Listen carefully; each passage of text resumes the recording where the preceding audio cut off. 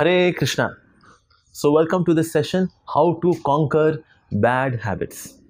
So, habits can be of any kind, of course, they can be good habits as well as bad habits, but mostly we are more susceptible to become victim of bad habits. So, good habits, they are like spiral um, movement as they take us upward, but bad habits, they're also spiral movement but downward. So that phase, how to conquer bad habits, so we'll certainly discuss about that. It's a very important topic because bad habits are nowadays so rampant with their diverse varieties. They are there. So how to conquer them is we will try to discuss and various aspects of habits and specifically bad habits. So this entire session would be completed with its content, and then you may send us your question answer in the link with of a Google form. So there you can send us your questions, and then tomorrow we will take your questions. We will display your questions here on the PowerPoint slide, and then we will answer them. So today we are not going to take any question answer as a part of session, but we will take the questions, get them collated together, and then we'll have them here displayed, and then we'll answer them one after another. All right, so that's the topic of discussion today, how to conquer bad habits. So the very famous saying about the habits and how do they transform our life and they make such a significant impact in our life. The effect of habits. Habits affect one's destiny. How? We see what we saw. In case we saw our thoughts, we saw them. So that reaps into action. When we saw the action, that reaps a habit. And when we saw the habit, then what we reap is the character. And when the character is being sown, then what we get is destiny. So that phase we see that our habits, they define our destiny. So that phase one should be very choosy in terms of setting a right kind of habits in one's life. What kind of template are we forming so that we live idealistic life? And we see that habits, they are like the river bank. Just like the river flows through the river bank, similarly habits are also like that. So that phase we should be very choosy, we should be very thoughtful about choosing the right kind of habits in our life. So as per the dictionary definition of the habit is that it's a practice that is hard to give up, and it is more of a mental attitude. So habits, they express themselves, they come outside in the form of some kind of physical activity, whether with some object, whether with some person, but actually we see that the root of such habits, they are in the mind. That which fuels a certain kind of habit, so that fuel is being supplied in the mind.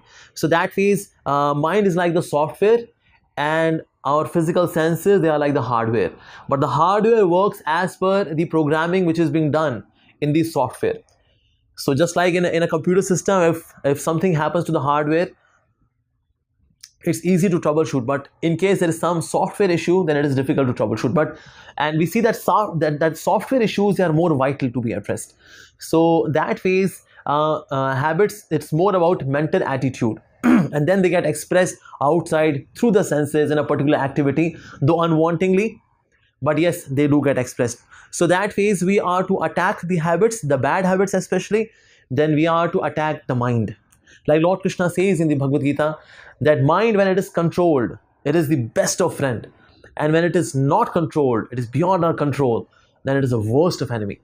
And you will see that in this world, those who have become very successful people, who are very powerful people, who have position, aristocracy, wealth, everything they have, beauty, fame, but when they do not have their mind under control, they do so many activities, sometimes privately, and later on when they are exposed, then it brings such a shame for them. So we see that actually controlling the mind is so very essential. Despite having so many opulences and greatness and majestic life, opulence and illustrious life, still the person can be subject to miserable life because this concept, this phenomena of mind is beyond control. So that is, to conquer the mind is very, very important.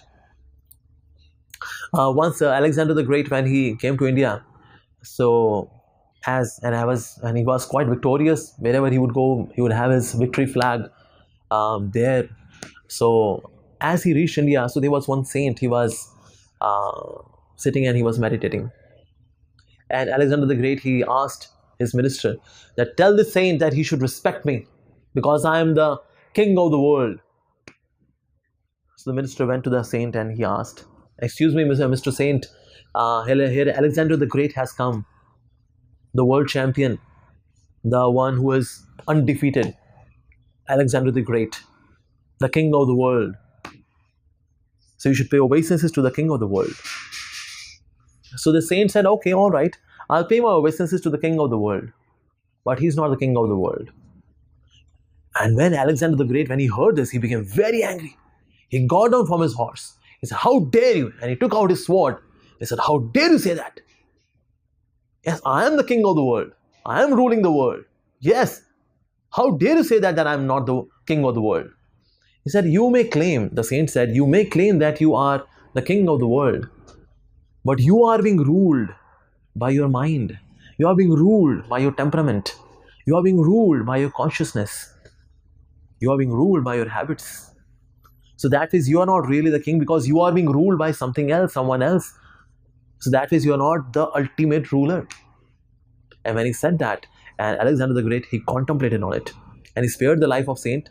He paid his regards and then he went away. So that is, we see that there can be a person who has conquered the world, but yes, mental attitude, it is so difficult to conquer. Okay, so we move ahead. So habits are addictive. We know that. Yes, habits are addictive. And that's why they are known as habits. Habits, about habits, it said that habits in the beginning, they are like cobwebs and later they become cables. Cobweb is easy to get free from because it's very soft. So in the beginning, the habits are not very intense in their nature of overwhelming the victim. But as we keep watering them, as we keep nurturing them, keep nourishing them, what happens that these habits, they become like cables. That means it is very difficult to get rid of them. Steel cables, oh, impossible to get rid of them. And that way, Lord Krishna also speaks about that how a certain habit, a habit can be compared to 3 levels of covering. Say, for example, we are souls, and the soul is covered by a certain habit. And then he gives 3 analogies. He says that, Lord Krishna says, just like the child is in the womb, 1. Just like the fire is covered with smoke, 2. Just like there is dirt on the mirror, 3. So dirt on the mirror is easy to wipe out. It's easy. And in case there is smoke on the fire, we may have to struggle somewhat to remove the smoke around the fire. But when the child is there in the womb, helpless condition. So that means we see that even habits, they make their roots deeper and deeper in a due course of time. And these 3 analogies are given by Lord Krishna in 3rd chapter, that how habits, they make their roots very deeper and deeper gradually, but this happens. Like we see that when the seed is there in the form of sapling, it's easy to uproot it. As the age grows, the habits, they become deeper and deeper, more and more obsessive and compulsive. So then we see that it becomes so difficult to get rid of the habits. When I was working, so I returned from my office, and there was one 55-year-old one person. He was staying in our neighborhood. So he was smoking. And since I was having my bead bag in my hand, I was chanting Hare Krishna. So he said, my son, this is not the age to chant Hare Krishna. This is the time you are young, handsome. You must have a girlfriend with you instead of these malas and these beads and all that. Come on. This is for old age. I said, yes, you are right. This is for old age. Actually, ISKCON people, they brainwashed me, and that's why I got hypnotized and I got misdirected. But yes, you are very right that this is not the right time. Old age is the right time. What's your age? He said, I'm 55. He said, so I said, that means you are not young anymore, right? So I think we should swap our roles. I should smoke the cigarette, you give me your cigarette, and please take my beads with you, and you chant Hare Krishna. And then he said, no, please continue. I can't give up. and then he continued to smoke. So you see that even in old age, the habits have become so strong that it is so hard to give them up. So habits, they are like entering into a very comfortable bed. Easy to get in, difficult to get out. Like those who get into very comfortable beds, usually in hotels, we see that they are very fluffy beds and we feel tempted to get into them. But yes, once we are into it, and then it is so difficult to get out because so cozy, so comfortable. In fact, scriptures, they give another very beautiful analogy. Habits are like um, um, a well which is covered with a sheet, and on the top of it there is sprinkling of some flower petals. So it is quite tempting to see such a bed. Wow, but it is actually not a bed, it is well. But yes, the way it is covered with a bed sheet and then sprinkles of flower petals, it looks so tempting. So a person may jump onto such a well thinking that it is a nice cozy bed. So by the time it will touch the bed sheet, it would be a very pleasant experience. But then afterwards comes the reality, the dark reality. So habits, they are also like that. In the beginning, they appear so sweet, and then they take us into the darkness, deep inside the well. The well is so deep of these habits. So that phase, we see that habits, they are very demanding, very addictive in nature. What makes the habits so addictive? The habits, they become addictive, reason being there is an element of pleasure in it. Pleasure, little pleasure, free pleasure. And that phase, the mind, like a replay on a television, we have a replay. Mind plays a television of replay of the pleasurable experience. You remember that pleasurable experience? You remember that you had such good time when you did that particular activity. At that time, that particular activity gave such pleasure to you, and you really enjoyed that, and that's it. The responsibility associated with it, the negative impact which it brings along with it, that the mind doesn't contemplate on. The mind just contemplates on the pleasure phenomena, the pleasure element associated with it. And that phase, mind is into a replay. Pleasure, the pleasurable moment of 5 seconds, of 1 minute, of 5 minutes, and that's it. And the movie ends. So this is how the habits, they become very addictive. Why? Because the person who is not having any taste in one's life, one is living very hollow and shallow life. When such thing is there is no higher taste in life, like spiritual taste, it's not there. When the higher taste is not there, one remains addicted to the lower taste. And that phase, what brings that addiction is the element of pleasure, because there is no pleasure at all otherwise in life. Day and night, people are struggling so hard just to fill the belly. And in that quest, in that struggle, they want some element of pleasure. So as soon as a certain thing, a certain activity, a certain object, a certain person gives that even small element of pleasure, the person hankers for it. So in this world, everyone is hankering for one thing. That's pleasure, happiness. So wherever it is, even little way it is available, then we hanker for it more and more and more. But yes, this hankering further leads to lamentation. Like one time I received one message. It mentioned what's the common between a girlfriend and a mobile phone. So the answer was given: after they come in our lives, we feel that if I would have waited, I would have got a better model. That's on lighter side. But the point is that as soon as we get something, we hanker for it, and then there is lamentation.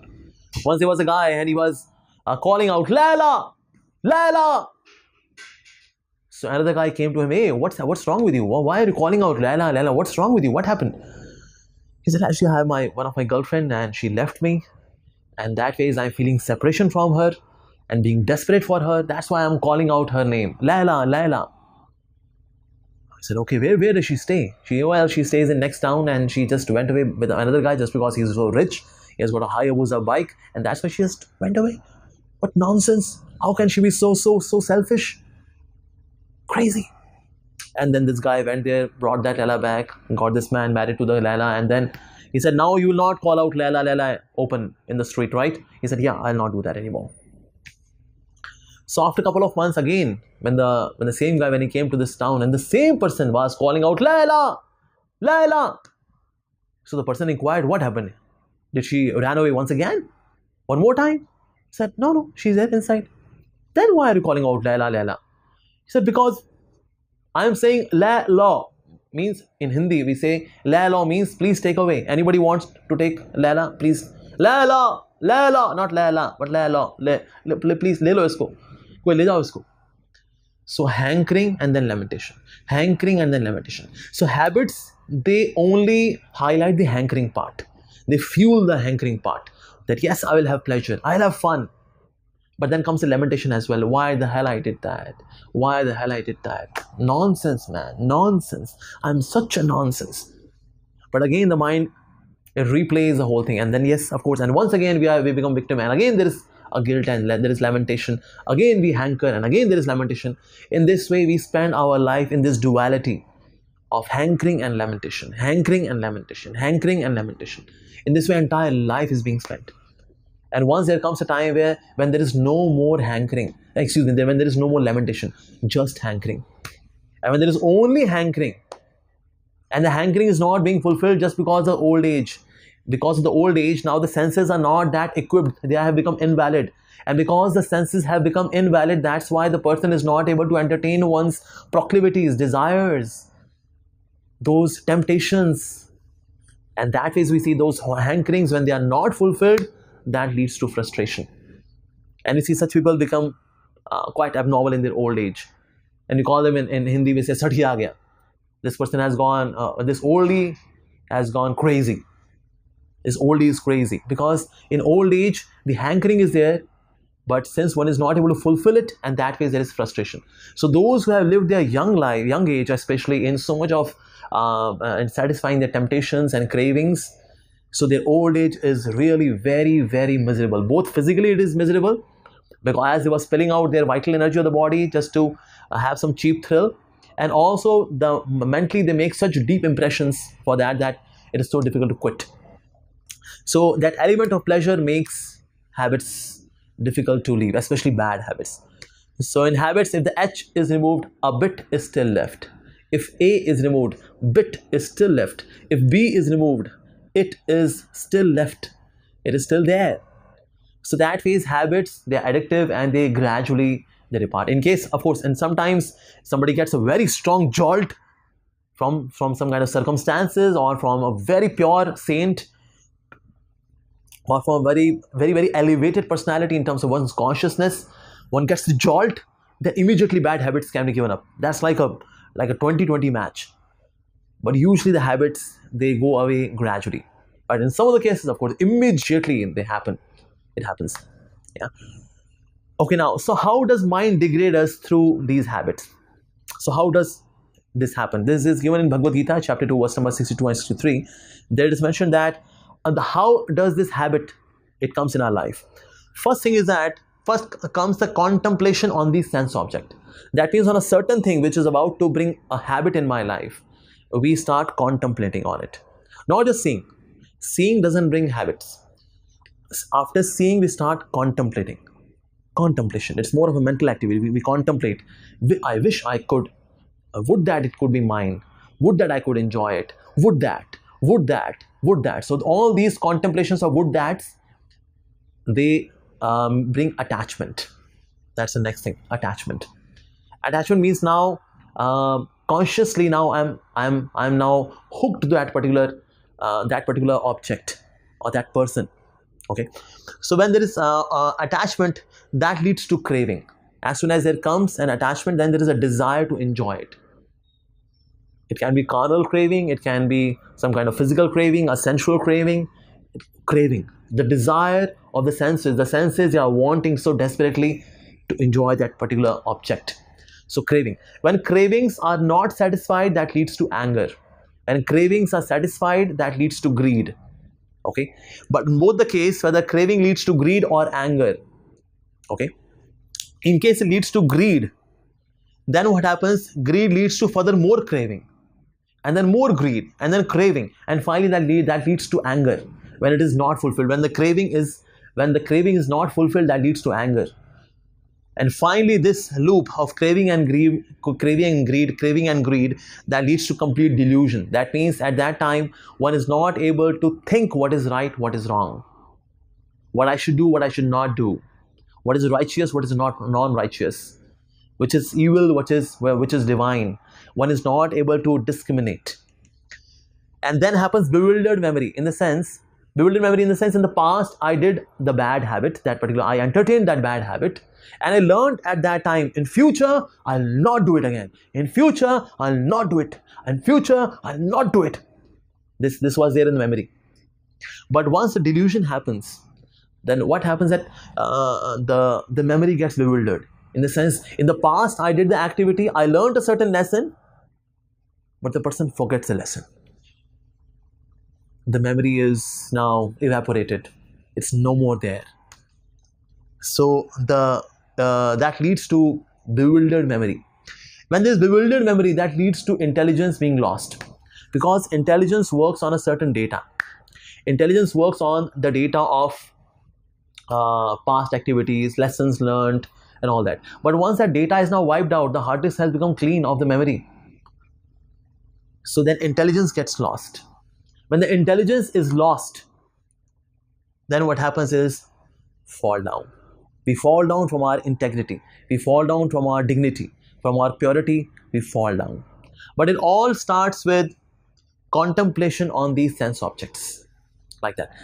So that means to see a certain object is normal, it can happen, but contemplation is optional.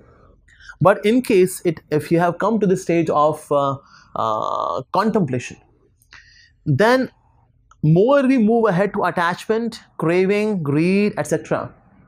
So then what will happen, as we are moving ahead, it is very difficult to take a U-turn. Farther we go, difficult it is to go back. If I am on the level of contemplation of sense object, take a U-turn, it's easy. If I reach to the level of attachment, it becomes little difficult. If it has reached to the level of craving, it becomes even more difficult. In case it reaches to the level of greed, it becomes even more difficult. Practically, when somebody has reached to the level of delusion, it is almost impossible to revert back. Almost difficult. So almost impossible. So that phase, one should try to take the U-turn here itself. It's very important. So but this all starts with contemplation on the sense object. Contemplation. When contemplation starts, then what happens? That a sense of morality that takes the back seat. A very famous example comes between Jaimini Rishi and Vedavyas. Both of them were sages, and they were staying together in the ashram, and they used to have discussions on scriptures. So once they were having the discussion that even if I know what is right, what is wrong, I will not do wrong. Jaimini Rishi said, if I know what is right, what is wrong, I will not do wrong. But then Vedavyas said, no, in case the mind is contaminated, if mind is contaminated, if mind is having bad sanskars, even I know what is right, what is wrong, I'll still do wrong. Jaimini Rishi said, I disagree with you. How is it possible? If I know what is right, what is wrong, I'll not do wrong. But Vedavyas said, no, even if we know what is right, what is wrong, still we do wrong, because the hard disk of the mind is contaminated with the wrong kind of data. He said, come on, I don't agree to you. Anyways, the discussion was not conclusive.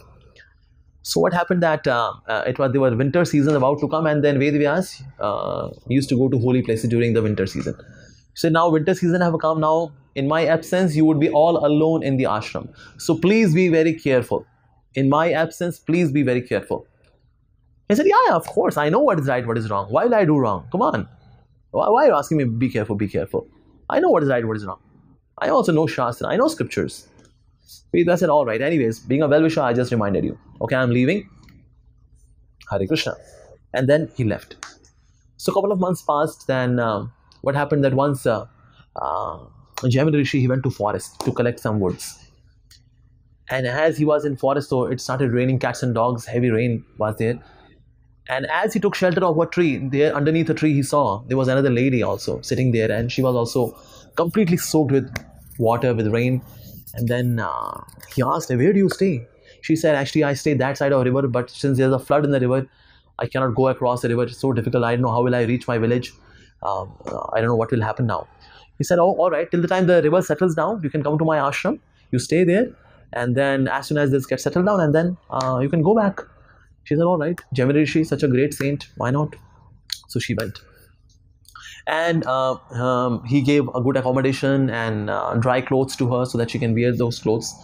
And then he asked the lady to go inside the hut and then bolt the hut from inside. And even if I tell you, Gemini Rishi, if I tell you, Gemini Rishi, ask you to open the door, do not open the door. She said, all right, that's great of you. Wow, what a noble character. And then she went inside, she bolted the door, and then Gemini Rishi went to his hut. And then he started to read his scriptures or start to meditate. But as he was trying to meditate or try to read his scriptures, what was happening that again and again, those thoughts were coming. As he had contemplated, all throughout he had contemplated on her bodily features, on her sweet voice. So he developed attachment and craving for her. So that way he just could not study, and then he just closed his books and then went to the hut where the girl was staying, and he knocked the door and he said, please open the door. The girl said, why? He said, well, I just want to talk to you. Yeah, she said, yeah, you can talk to me like this as well, so it's okay. No, I want to talk to you personally. She said, no, you told me that I should not open the door. And then Gemini, she said, but yeah, I'm telling you that you should open the door. It's my ashram. She said, but you said that even if you tell, still I should not open the door. And then Gemini said, but now I am now ordering to you that you must open the door. But the girl said, no, I can see that your intentions are not good now, so I am not going to open the door. And then Gemini, she climbed the hut, removed the blocks from the roof, and he jumped inside the hut. And then the girl saw, my God, how can Gemini do this? And then she opened the door and then she ran. And then Gemini, she followed her. She ran even faster to save herself. That today, what's wrong with this sage? He came to me, approached me out of compassion, but now he's driven by passion. What's wrong with this guy? And she was running like anything. But Gemini Rishi was so very desperate for her. Now craving, and then delusion had already happened. And bewildered of memory also happened by now. So intelligence was lost. So he jumped and pounced upon her and grabbed her hand and pulled her towards himself. And as he was about to embrace her, the girl transformed into Vedavyas. He said, Gemini Rishi, you know what is right, what is wrong. What were you going to do? You know what is right, what is wrong, right? Still, what's this? And then Gemini Rishi immediately released Vedavyas. He said, oh, Vedavyas, you? He said, yes. I disguise myself as the beautiful girl just to teach you the lesson that even if somebody knows what is right, what is wrong, one would still do wrong. Reason being, one, if starts contemplating on the sense objects, then the whole thing happens and finally the fall down, it happens. So that means we should be very conscious where our mind is dwelling. In the beginning itself, take a U-turn. As soon as possible, take a U-turn before it becomes a habit, deep habit. So how does the habit, the formation of the habits, they take place? Just like we see on the brain, there are grooves. Yeah, here is a picture of a brain. But mind is different from the biological brain, as we see. So on the surface of mind also, there are grooves. So what are these grooves? When you do a certain activity, that makes a groove. Again, when there is an activity, the same groove at the same place, it becomes even deeper groove. Just like when the flour is wet, and when this flour which has become quite spongy, and then in case if I mark a line using a knife, it makes a groove. And on the same line, if I again use a knife, it makes even deeper groove, and even deeper, because same activity is happening again and again and again. So that grooves become deeper and deeper and deeper. So these grooves on the surface of mind, they are known as sanskars. And when they become very deep, they are known as vasana. Vasana is not just about carnal craving. Vasana means very obsessive, maddening kind of sanskars actually. So they make certain kind of proclivity, certain inclination, which is very obsessive, very demanding, which makes us very desperate for something or someone. So they are actually vasanas. That means they are very deep grooves on the surface of the mind. Like you see that when there is a very deep groove, So in case the water falls anywhere around it, the water tends to flow only through that groove, because that groove is so deep. And that way we see that those grooves, those sanskars, which have become very deep, any thought, any word, any situation which comes around, it tries to flow through that groove of sanskar. And that way we see that that habit becomes deeper and deeper and deeper. There are some philosophers, they say that when we do a certain kind of activity again and again and again, and then we are done, man, I'm done. And this way we reach samadhi. After having so much of bhog, after having so much of sense enjoyment, and then my mind says, well, I'm done, man, I'm done now. This concept, it ignores how do the sanskars they function. Sanskars they function when we do a certain activity again and again and again, they make deeper and deeper and deeper and deeper sanskars. So not that now, no, I'm done, man, I'm done. No, it's not like that. It's not like that. So that phase we see that more deeper and deeper these grooves they become, those sanskars they become deeper and deeper. And that phase, anything which becomes like a second nature of ours, then how to conquer this second nature? Like a riverbed is also another example. Like when we have a riverbed and then river flows through that, so our activities, our emotions, they flow through the riverbed. So how to conquer these sanskars on the surface of the mind? We have to make new sanskars. Just like river is flowing in this direction only, and I want that river should not flow in this direction. What is required to be done? We have to dig another place parallelly in a different direction, and that's hard labor actually. We have to work very hard to make a river bank, to make a path for the river to flow now. And when we make such a path, then what happens, that river, instead of flowing in this direction, then the river starts flowing in this direction, and gradually this river bank becomes dried up and then becomes like a plain, like that. Similarly, our sanskars they work, our habits they work. In order to conquer the bad habits, we are to cultivate the new habits. As we cultivate new habits again and again and again, more positive habits, constructive habits, especially divine habits, spiritual habits, when we make such habits again and again with so much honesty, sincerity, again and again, we see that new sanskars now they happen to form grooves on the surface of mind. And then what happens, then the river of our emotions, the river of our thought process, the river of our feelings, instead of flowing from this groove of sanskar, now they start flowing from this groove of sanskar now, because we worked very hard in terms of creating this new sanskar. So that ways, one of the ways to conquer bad habit is to have parallelly better habits, spiritual habits, good habits, pure habits. When we make parallelly those habits, then gradually our emotions they get dovetailed there. We can't make our emotions zero, because that's the inherent nature of the soul. We cannot become emotionless, as sometimes people do meditation of being void or being zero or being thoughtless. Thoughts would always be there, because thoughts are the inherent nature of the soul. And that way, since the soul is eternal, it's beginningless and endless, that way the thoughts which are the inherent characteristic of the soul, they form the inherent characteristic of the soul, and that way thoughts would always be there. But yes, we should have the right kind of thoughts again and again and again and again and again and again. We have to do that, and then we make the new grooves and new sanskars to conquer the bad habits. So this is one of the ways to deal with bad habits. So it's a war. It's not an easy thing. It's not an overnight thing that we can conquer the bad habits overnight. No. Sometimes it happens out of some great blessing or some great mercy or great grace. That certainly happens. I remember, like in my case, when I came to ISKCON, I was addicted to tea. And before coming to ISKCON, I used to have the entire thermos of tea and would keep taking tea and then solve mathematics and physics problems, preparing for my engineering entrance exam and all that. I would do that. So I was addicted to tea to such an extent that my parents, they thought that this person will die with tea itself. Maybe that if he would be asked, what's your last desire? He would say, well, give me maybe a cup of tea. Quite possible. That was my obsession. So first time when I came to the Hare Krishna temple, so I asked, what do you all do? And then these devotees, they told me that they chant Hare Krishna. I said, how do you do that? He said, yeah, we do it on the beats. We chant Hare Krishna, Krishna Krishna, Hare Hare, Hare Ram, Ram, Ram, Hare Hare. I said, all right.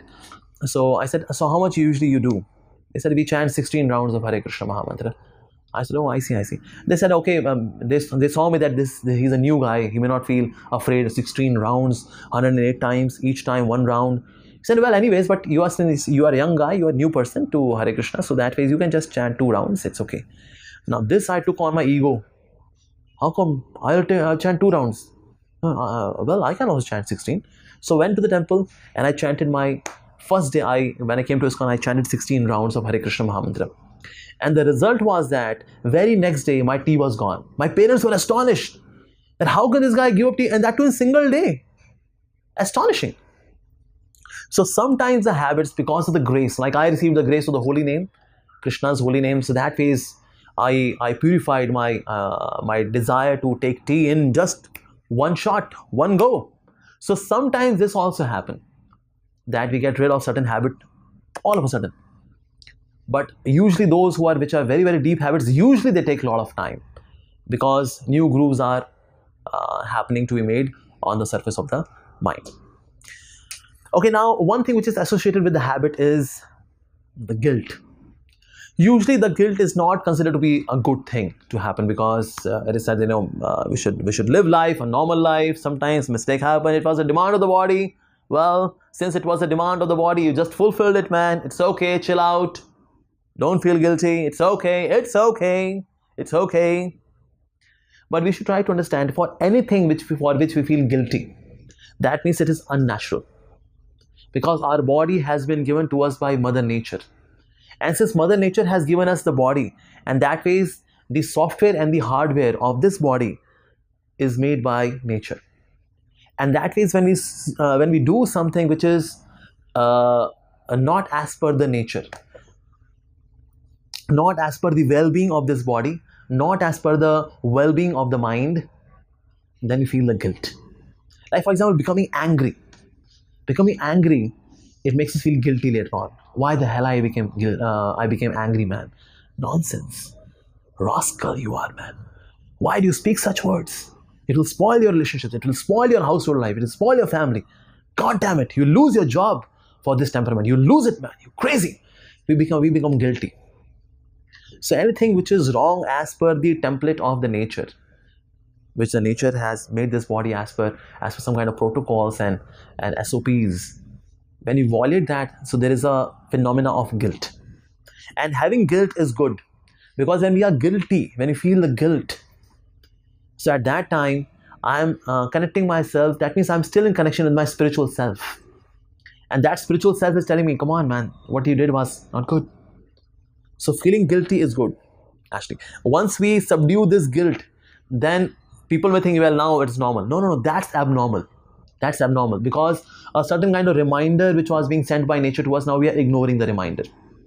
So the first step which comes in terms of reformation, of course, when we feel guilt, and then first thing which comes is reflection. That means I should reflect on a certain kind of habit which I am addicted to now, or I am going to become addicted to.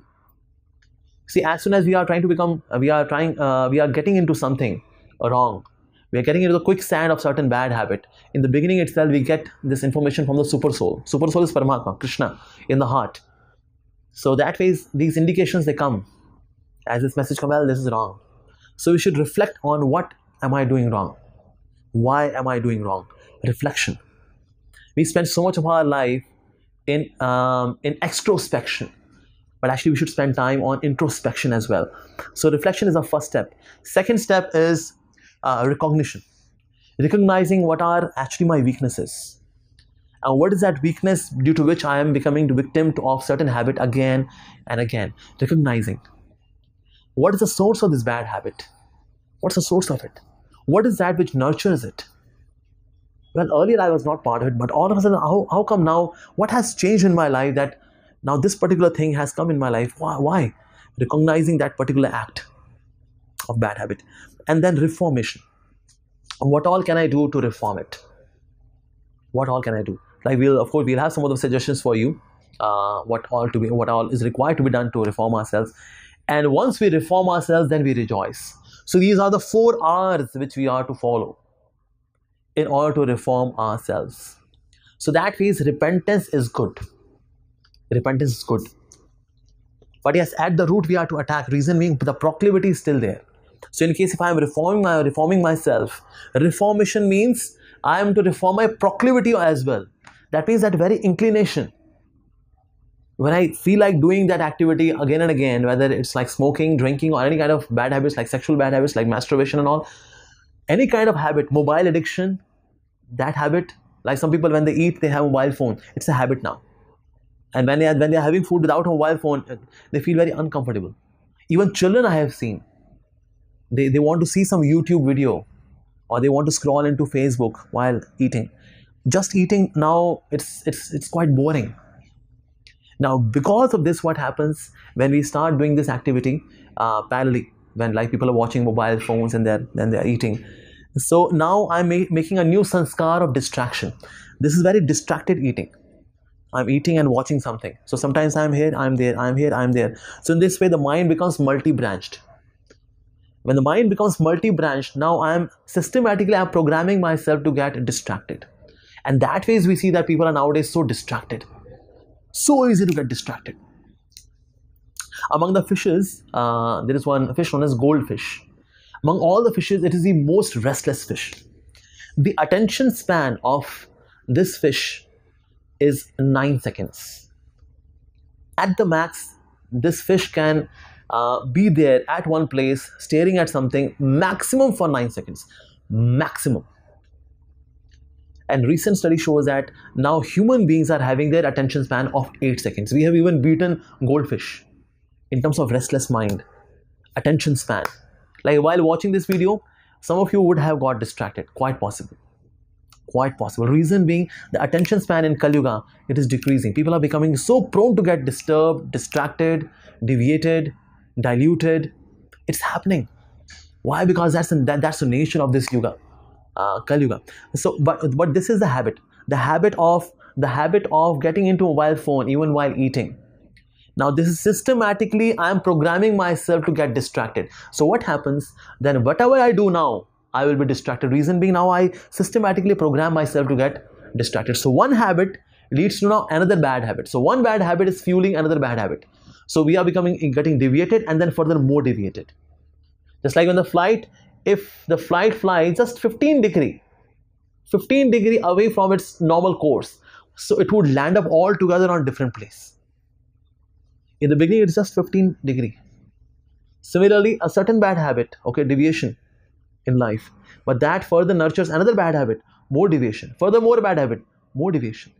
So that way we see that we become absolutely deviated and distracted from the real goal which we actually want to achieve in our life, whether it's like a physical goal or a career goal or even a spiritual goal.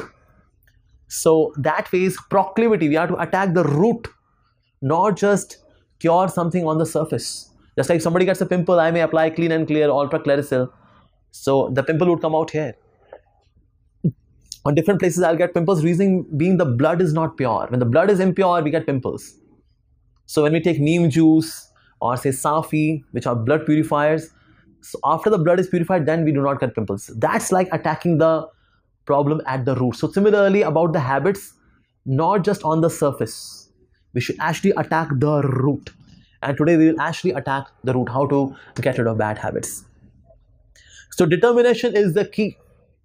So here comes one verse from the Bhagavad Gita, that how determination, which is the key to success, but the determination is also contaminated sometimes by lower modes. Like there is sattvic determination, there is rajasic determination, and there is tamasic determination. Okay, so the determination which is in mode of goodness, the determination which is mode of passion or restlessness, or determination which is in mode of inertia or mode of ignorance. So in Bhagavad Gita it is mentioned, one's determination is in goodness when it's firm, well sustained by yoga, such a mind is hard to turn. This is sattvic determination. Sattvic determination is very hard to turn. It's fixed up, it's resolved. The resolve is so strong that yes, I will do it and I'll not leave this incomplete. We will do it. And such a determination is selfless. It is done because it is ought to be done. So out of sense of duty, this determination is moved ahead. So that way this determination is in mode of goodness. So that determination which is in passion, one's determination is in passion when it holds. to fruits of work and sacrifice with self-indulgent goals. So there are people who become determined to get rid of something or to achieve something, but for some kind of fruitive or say short-term achievement. That's it. Not for, they don't have far-sighted goal or a vision to achieve something great. So immediately for a time being, they do sacrifice. They are determined to achieve something which is very nearly visible in their life, and that way they become determined. But later on, in long term, they are not able to sustain this determination. Yeah. Now, like there are people who have determination to go for fat loss. So they start doing some dieting, but immediately they get some kind of result and then they just relinquish it. That's it. So for time being, some people, they have determination, but it doesn't last because it doesn't have the substance. And there is also tamasic determination, which is even worse than passion. One's determination is in darkness when it stays, wrapped in dreams and sorrow and a frightened mental haze. So such a determination which doesn't go beyond dreaming. Like people plan to do something, like yes, I'll give up this bad habit. But such determination doesn't go beyond dreaming. They sleep and then they forget. So they at the maximum dream, I give up something bad, I give up something bad. But in reality, they are not able to give up. So determination also gets impacted by three more: Sato, Rajo and Tamo.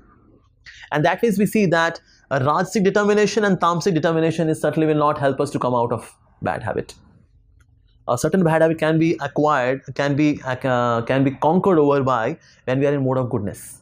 Because then we become firm, and then such a mind is hard to turn. So that means we are to increase the mode of goodness in our life. The mode of goodness, more we increase the mode of goodness in our life, easier it becomes to become determined, and then determination will have more substance. It will be like rock solid determination. So we should try to bring more and more mode of goodness in our life to conquer certain bad habit. How do we bring mode of goodness in life? So in Bhagavad Gita, Lord Krishna says that in our body there are 9 gates. 1, 2, 3, 4, 5, 6, 7, 8 and 9. Rectum and anus. So that way, in this way, the body has got 9 gates. So whatever mode we expose these 9 gates to, we would get affected by that particular mode. In case if I am exposing the 9 gates of the body with the mode of goodness, so I would be influenced more by mode of goodness. Passion then influenced by passion. Ignorance then influenced by ignorance or inertia. So that is what I'm exposing to. So these all are actually USB ports. Whatever pen drive I would insert in, I would get affected by that particular mode. It's like that. So that phase we should be very conscious. What I'm feeding into myself through these senses. Now the below two, we don't take something in, but we excrete, whether urine or stool. But urine and stool is also in goodness when we eat something which is in goodness. Like usually nowadays it's very common to have constipation. People are constipated. Constipated hair as well with bad habits, constipated hair as well with poop or say stool. So that phase when we take sattvic food, that results in even sattvic excretion. So that phase we should be very conscious to take sattvic inputs through various senses. We should see sattvic, we should smell sattvic, we should hear sattvic, we should taste sattvic, we should speak sattvic. And so that is in this way our consciousness, our being would be more influenced by mode of goodness. And in mode of goodness, we will have determination which is hard to turn. It would be firm like that. So cultivating mode of goodness in our activities, that would really help us conquer bad habit. Okay. Also we should try to understand that we should not feel discouraged. Why? Because when we are having a quest to conquer a bad habit, so in the beginning it is unconscious incompetence. We do not even know I have got certain bad habit and it is actually a bad habit. We do not even know that. When we are educated about a certain habit and then we come to know, oh yeah, that's true, it's a bad habit. That's when in the beginning I used to feel the guilt. So that's the first step, unconscious incompetence. So when we are unconscious about incompetence and somebody educates us, so what happens? So we become conscious, but still there is incompetence. We are still struggling with the bad habits. I know it's a bad habit, but still I'm struggling. So I'm conscious, but I'm struggling with it. So I'm not able to come out of it. But as we are struggling and we apply certain sutras to conquer the bad habit, so next thing which happens is that there is conscious competence. So as we become more conscious about it, we work on it. Conscious about it, work on it. And then conscious competence. We are victorious over that particular bad habit. Yes, again and again, conscious about it. And when we keep doing it again and again, what happens then? There is unconscious, there is unconscious competence. Here by mistake I wrote unconscious incompetence. It is actually unconscious competence. We do not even know that now we are living in the right direction. Now I'm not even conscious about it. Now that's the best stage. Unconscious competence. One is on the right track, and that has become like a second nature now. So that means we move in this way. So that means it's a gradual step in order to conquer a bad habit. So it's a gradual thing to happen. So we should not feel discouraged in case in between something happens and we fail in our determination, we fail in our resolve. We should not feel despondent. Okay, very first thing that we should do in order to conquer the bad habit is that we should maintain distance from the objectionable objects. Because as we were discussing about sanskars, as a certain object comes in the proximity, so what happens? Those sanskars, they become enlivened, and then through those enlivened sanskars again there is desire to enjoy the object. As soon as this object comes, this happens. Just like when fire comes in the proximity of butter, the butter tends to melt. Now melting is inherent part of the butter, but where this thing manifests, it manifests when there is fire. So similarly, as soon as the object comes, the fire, the butter can tend to melt immediately. So that phase, the tendency within me to get melted away into the bad habit or a bad activity driven by that bad habit. So that phase, maintaining distance from the object. Like here you can see one photograph of a guy is lying down, and people are habitual of lying down and then doing some kind of messaging before going to sleep, and that leads to distraction. Actually, people become habitual of these mobile phone. Especially e-addiction is now even more obsessive than drug addiction nowadays. E-addiction. So these habits, they are like that. There was one survey which was being done. It was found that when it was asked among the youngsters from the age 16 to 34, when they were asked that in case you do not have anything to do, what will you do spontaneously, immediately? They said, we'll pick up our mobile phone, our smartphone. That's a fun thing. How many? 71%. 70. That's a big percentage actually. That if I got nothing to do, then 71% people will just pick up the phone. 78%, 78 minutes per day is being spent on an average. 78 minutes per day is being spent on mobile phone every day by the people in general. 78%. It's a big percentage. 64% of the accidents which have increased now in USA, they are because of distraction, because of the mobile phone. My God. So that means maintaining the distance from the sense object, that's important. In fact, American Institute of Psychological Development, they found out that those who are struggling with the habit of masturbation, when they just removed mobile phone away from them just for 6 months, there was 82% reduction in their activity of masturbation, for which they were struggling so long. But yes, so they were 82% recovery. So that means if earlier they were doing it 100 times, now they came to just 18 times. 82% they were not doing a certain bad habit. It can be other bad habits as well. But the point is that maintaining distance from that particular sense object. It can be mobile phone, it can be some person whom I see, and then my head go topsy-turvy, and then I do something obnoxious, something crazy. So maintaining a distance from this sense objects, that's very important. And out of those people whom they were removed, they were kept away from the mobile phone, and 82% there was reduction in masturbation. It was also found that those who chose to have some another positive engagement instead of using mobile phone, they did not go back to the habit of masturbation. But those after 6 months, when they were released, and during these 6 months they were away, but they did not give themselves a positive engagement, so they got back to the same habit again. That means when we are trying to get rid of a certain bad habit, I should fill in that gap in my mind with some other activity as well. Otherwise, that vacuum is a very unstable state. Those who have studied physics, they know that vacuum is a very unstable state. So that means if I create a kind of vacuum in my head by saying no, no, no, just by saying no, is not sufficient. I should know that no is not sufficient. So we should have some more positive activity as well. We should have a positive activity to replace that particular negative activity, and then we can conquer the bad habits. So that means we should have the positive engagement. That's very important. So importance of spiritual knowledge in terms of conquering bad habits.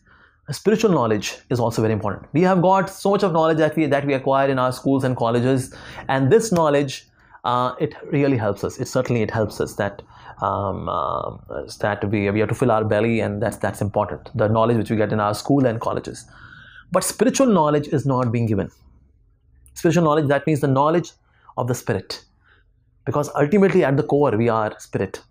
We are not human beings having spiritual experiences, but actually we are spiritual beings having this human experience. We are like that. So at the core we are spiritual, but that spirituality is covered with this worldly existence and worldly thoughts and perceptions and so many things. It's veneer, very thick veneer around the soul. So that ways we are to nourish ourselves spirituality with spiritual knowledge. Now what does spiritual knowledge do? Usually we have intelligence as well as a mind. Now the mind is above the intelligence. Okay, ideally what should happen? Intelligence should be above the mind.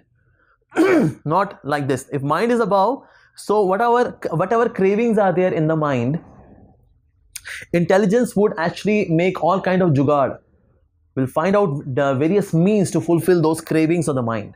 So that means intelligence should not be a slave of the mind. Mind is a very bad master. It is a very good servant in case it becomes a servant. But in case it is acting like a master of the intelligence, then not good. It's very inauspicious. Alas, in this world, 99.99% people have this hierarchy, that the mind is above the intelligence. And that's the current position of intelligence. This is the current position of the mind. Okay, so I have to bring intelligence here, place where it should be. Okay, so now that means I am to feed intelligence with something so that the intelligence can move from this position to this position. It can move from here to here. I should feed something to the intelligence. So what is the petrol of the intelligence? What's the food of intelligence? The intelligence it feeds on, which makes the intelligence powerful, is spiritual knowledge. Spiritual knowledge will help that the intelligence to become spiritual and now rule the whimsicalities of the mind, the whimsical nature of the mind. When the mind is becoming obsessive of certain desire, certain habit, shut up. So mind has to be ruled by intelligence, and that happens when we fuel the intelligence, when we feed the intelligence by spiritual knowledge. And for that, like we have Bhagavad Gita, the best to feed our intelligence to become spiritual intelligence. And also we should educate the mind. Yeah. So like as we were discussing, that intelligence, when it becomes spiritualized, it can guard the mind. So that is what would intelligence do by being above the mind. As it becomes a master, it should become the tutor. So we should educate the mind. Okay. How? Loudly and repeatedly. Both these aspects should be there. I should educate the mind, not just once, repeatedly, and not mildly, loudly. Because mind has got a certain chatter. It goes on. The mental chatter, it's going on and on and on and on. So this is loud. Now the words are louder than the mind. So I should speak out. So when I'm educating the mind, I should not just speak in the mind, because it is then on the same level. Louder. So intelligence should educate the mind loudly. Speak it out. How many times? Repeatedly. Repeatedly. Again and again and again and again and again and again. The mind is like a naughty child. It has to be educated again and again. Loudly. Repeatedly. Loudly. Repeatedly. So that way, in this way, the mind's chatter, which is there, which is getting obsessed towards a certain habit, it can be taken care of. Passionate food feeds passionate habits. So we are what we eat. So our being is actually made up of what we eat, because that becomes a part of our physical being as well as our mental being. So that is, what are we eating? That's very important. So passionate food, in case we are having passionate food which is very sour, too hot, too sour, pungent, dry, burning kind of food, which is pungent, or which is having which is made up of remnants, which is like a junk food, these kind of food when we are having again and again, that makes our thought process. We are what we eat, and also we are what we ate. So that ways we should be very conscious of what we are eating. Very, very important, especially in terms of having good health and having sattvic input, especially through the mouth. We should have sattvic food. And when I say sattvic food, it does not mean just the grains. It means sattvic means that I should have holistic care of my body.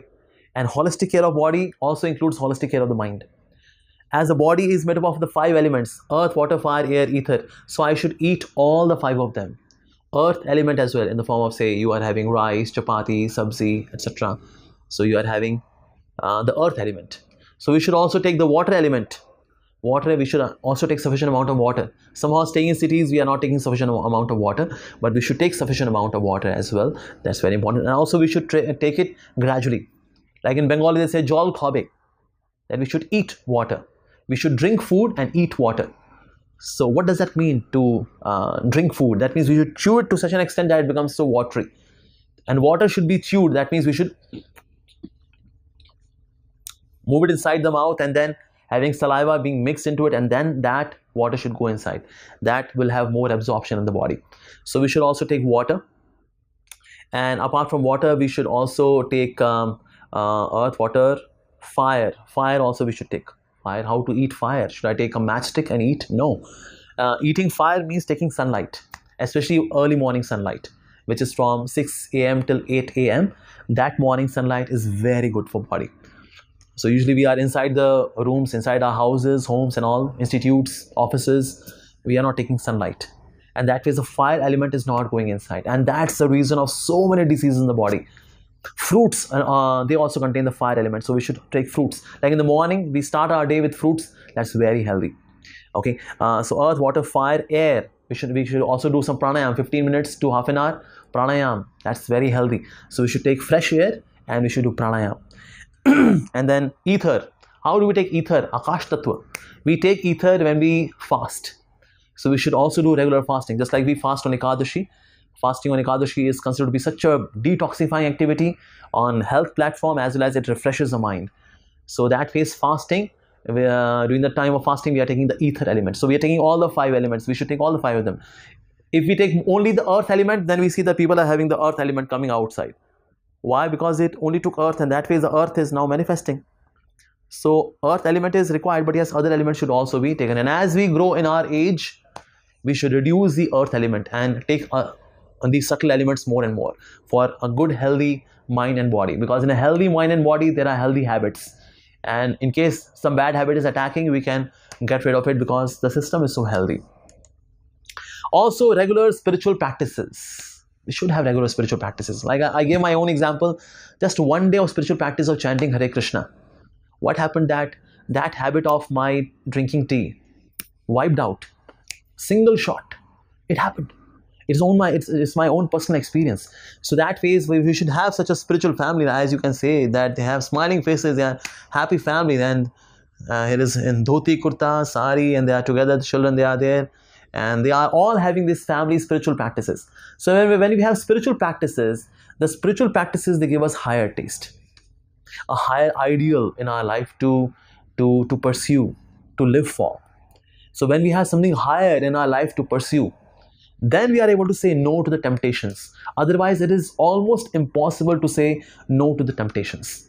So that way, spirituality gives that higher taste, So we should also have these genuine spiritual practices. Just like we Hare Krishna devotees, we chant Hare Krishna Mahamantra in the morning. Like we have such Grihastha families as well, where the monks or family member, we all chant in the morning sincerely, nicely, attentively, with absorption, chanting Hare Krishna Mahamantra, which also gives higher taste. Reading scriptures like Bhagavad Gita and Bhagavatam, that gives higher taste. Holy association of devotees who are having such pure habits, in their association, we also cultivate bright habits, new habits. And then old habits, they dry out, they fade away, they appear very pale in front of these bright, effulgent, illustrious spiritual habits. So that is having such association, we get this higher taste. And then lower taste and these lower habits, they are taken care of so easily, very swiftly, naturally. So that way we see that Krishna consciousness, or the path of devotion to God, is such an empowering thing, such a sanctifying thing, that we can get rid of these bad habits so easily. All right. So Hare Krishna.